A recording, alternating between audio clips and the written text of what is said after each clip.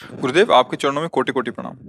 गुरुदेव भगवान, हमने संसार में जिनको अपना आश्रय मानकर जीवन साथी के रूप में वर्ण किया और जीवन समर्पित कर दिया, उन्होंने ही जब हमें ठुकरा दिया और जीवन की मझधार में बिल्कुल अकेला छोड़ दिया, इतना सब होने पर भी उनके प्रति अति मोह आसक्ति खत्म होकर सिर्फ और सिर्फ श्री जी के चरणों में कैसे लगे? एक बार मार्कंडे जी के आश्रम के पास सुरथ नाम का एक वैश्य और एक राजा दोनों आपस में मिले। तो राजा से पूछा, आप जंगल में यहाँ कैसे? कहा, मेरा राज्य छिन गया है, पर मैं वही राज सिंहासन, वही राजमहल, वही रानियां, ये हमारा चिंतन नहीं जा रहा है। मुझे राज्य मिले इस बात के लिए तो मैं दुखी नहीं, पर मैं अपने परिवार को नहीं छोड़ सकता। और रोने लगा। फिर पूछा, आप क्यों इधर जंगल में? तो उनका, मेरे बेटे ने मुझे पीट के निकाल दिया, सारी संपत्ति छीन ली, पर मेरा मन उसी के लिए तड़प रहा है। वो भले मुझे पीटे, पर मैं अपने बेटे, बहू, परिवार को नहीं छोड़ सकता। बोले, तो बड़ी विचित्र हम दोनों की दशा है कि वो हमें छोड़ रहे हैं, वो हमें ठुकरा रहे हैं, और हम उनके लिए रो रहे हैं। ये क्या है? तो राजा ने कहा, पास में मार्कंडे जी का आश्रम है, हम लोग उन महापुरुष के पास चलते हैं और अपना निवेदन करते हैं। तो जाके प्रणाम किया और अपनी बात दोनों ने रखी। तो मार्कंडेय जी ने कहा, ये भगवती माया का प्रभाव है। अगर भगवान की ऐसी प्रचंड माया ना हो तो सब परमानंद में मगन हो जाएं। ये माया ही, वो हमें धोखा दे, वो हमें ठुकराए, पर हमारा मोह, हमारी ममता उससे बिलग नहीं होती है। अब उससे हटने का एक ही उपाय है, साधन को हरिभजन है, कै सत्संग सहाय। अगर हम सत्संग सुने तो सुनते सुनते बुद्धि पवित्र हो जाती है और फिर निश्चय होने लगता है।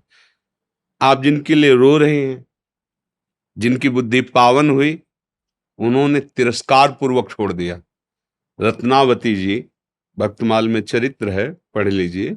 रत्नावती जी पूरे रानी के जैसे सुख होते हैं वैसे ही रानी थी, वैसे ही सुख में मगन थी।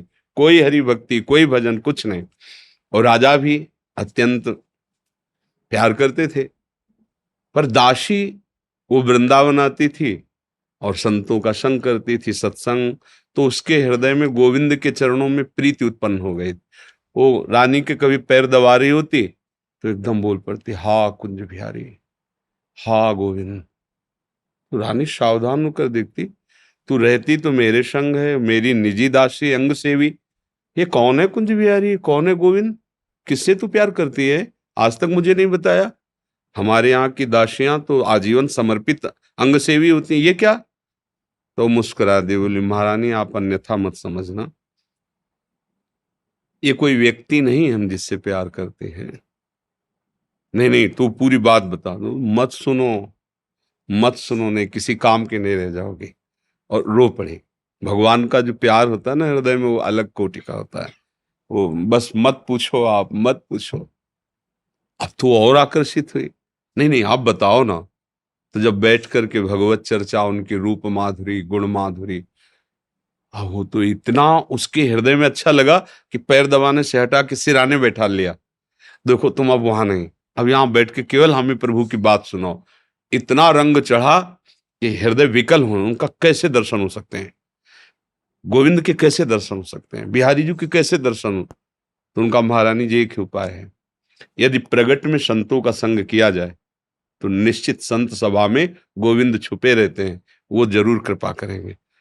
तो रानियों कहीं जा तो सकती नहीं, तुम ऐसा करो, बगल में एक भवन तैयार करवाओ संत सेवा के लिए, और संतों को बुलाओ, और हम स्वयं बनाएंगे, संतों को पवाएंगे, उनके श्रीमुख से भगवत चर्चा सुनेंगे।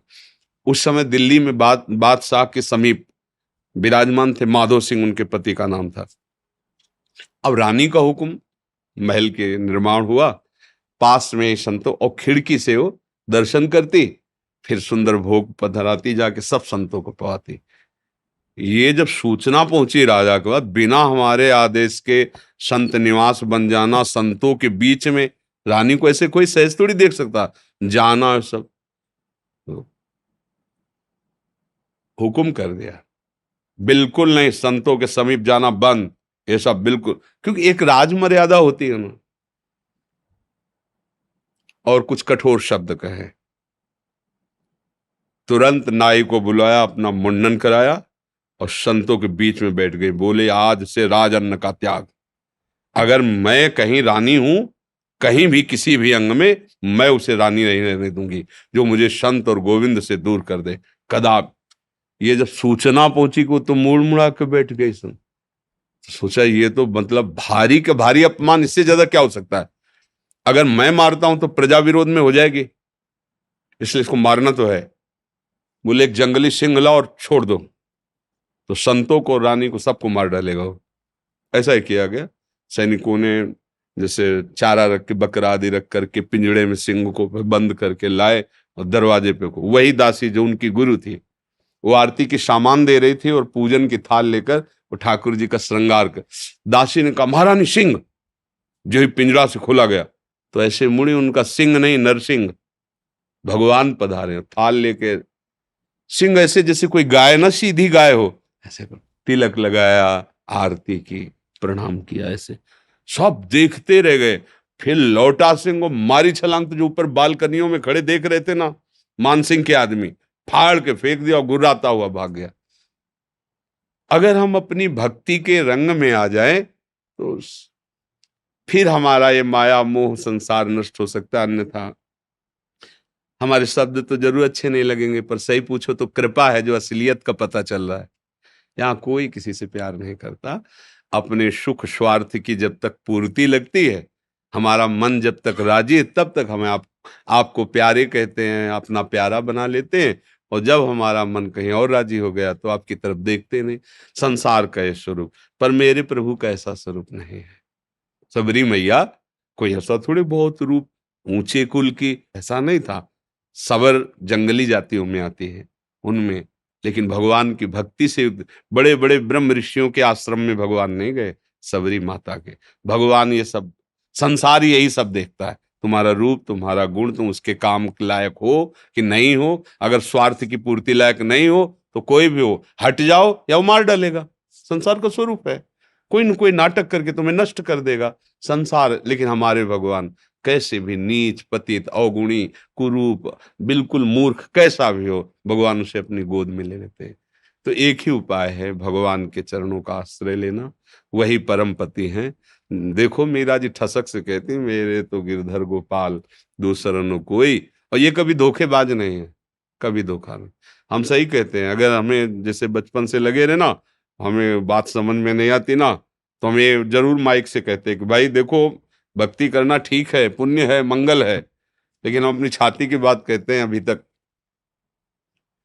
कमी हमारी और कृपा उनकी डुबो रही है। बस अगर कहीं कमी है तो हमारी कमी है, उनकी तरफ से कृपा ही कृपा, दुलार ही दुलार है। ये सच्ची मान लो। अगर कोई प्यार करने वाला है तो प्रभु है। आप कहोगे दिखाई नहीं देते हैं, आपने अपने को देखा है क्या?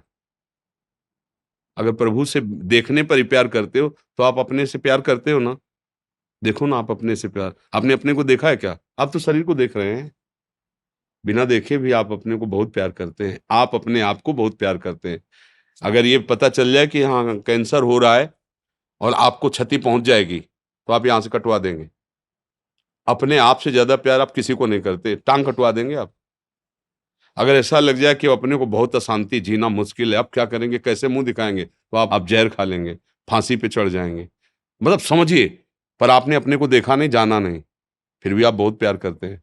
जो कुछ भी प्यार करते हैं अपने लिए करते हैं, अपने आप से बढ़कर आप किसी से प्यार नहीं करते। पर आपने अपने आप को नहीं जाना, तो फिर तुम उन्हीं के अंश हो। जब तुम अपने को नहीं जान पाए, तो जैसे अनजाने में आप भी अपने से प्यार करते हो, ऐसे ही शुरू कर दो प्यार प्रभु से, और उनके तुम हो, वो सामने आ जाएंगे पक्का।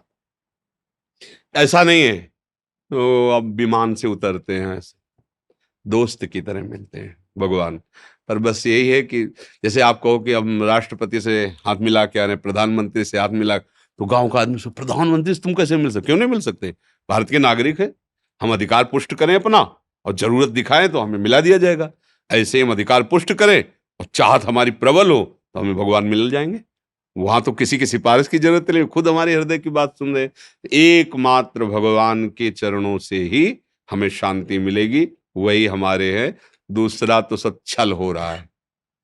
माया का पर्दा पहन करके हमारे साथ छल किया जा रहा है, हमारे समय को नष्ट किया जा रहा है। सत्य बात है, न हम स्त्री है न पुरुष हैं, हम भगवान के अंश हैं और उनका भजन करके उन्हीं को प्राप्त हो जाए, यही हमारे जीवन का लक्ष्य है। हम तो बड़ी कृपा मानते हैं, जब प्रतिकूलता मिलती, कोई अपना नहीं होता ना, तब कृपा समझ में आती है कि बहुत कृपा है, नहीं तो इस मोह जाल में फंस कर पूरी जिंदगी बर्बाद हो जाती है। अब सावधान हो जाओ, अब निकल जाओ।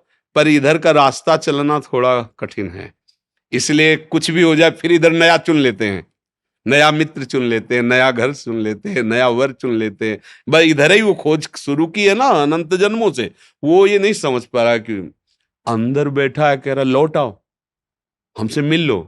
पर हम लोग बाहरी खोज कर रहे हैं और वो अंदर ही बैठा है, घर के अंदर प्रीतम बैठा हमारा इंतजार कर रहा है, हम दरवाजे के बाहर भटक रहे हैं, उसको खोज उसी को रहे हैं। जो सुख है, जो शांति है, जो आनंद है, वो प्रभु ही हैं, उन्हीं के लिए हम खोज रहे हैं। पर उनको ना मानकर, ना जानकर, अन्य रूप अन्य भावों में, इसीलिए हमें शांति नहीं मिल रही।